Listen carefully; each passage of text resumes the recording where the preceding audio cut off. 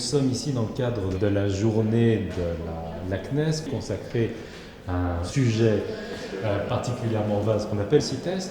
Pourquoi cette journée s'est-elle passée chez vous ?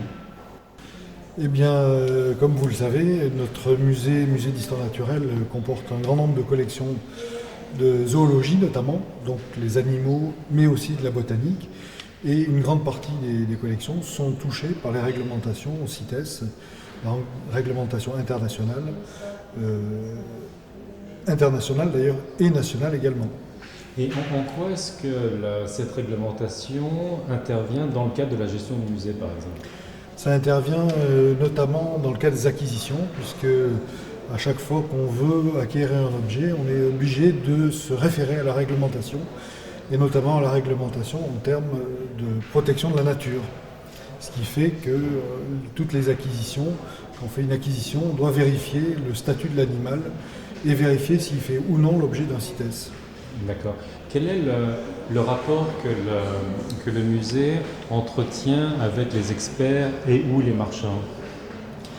Alors, en général, on a assez peu de rapports avec les marchands, mais avec les experts, c'est assez fréquent puisqu'on est interrogé régulièrement pour avoir des expertises, pour faire des expertises, soit sur des oiseaux, soit sur des animaux, des mammifères, ou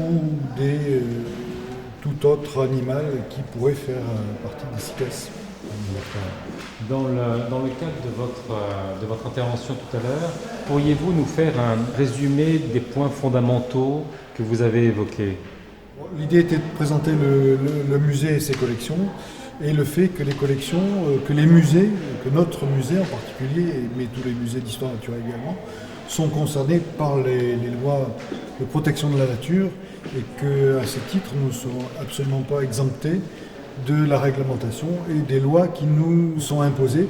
Et donc, en tant que musée d'histoire naturelle, en plus, on veut être absolument exemplaire à ce niveau-là pour la protection de la biodiversité. Est-ce que vous y arrivez ?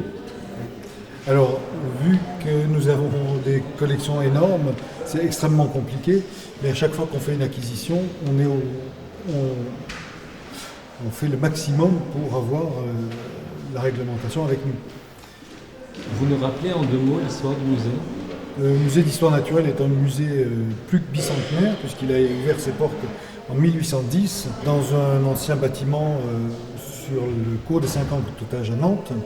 Le musée d'histoire naturelle est dans le bâtiment actuel depuis 1875. C'est un bâtiment qui a été construit pour faire un musée. Ah, ça a été fait pour ça. Voilà, ça a été fait pour...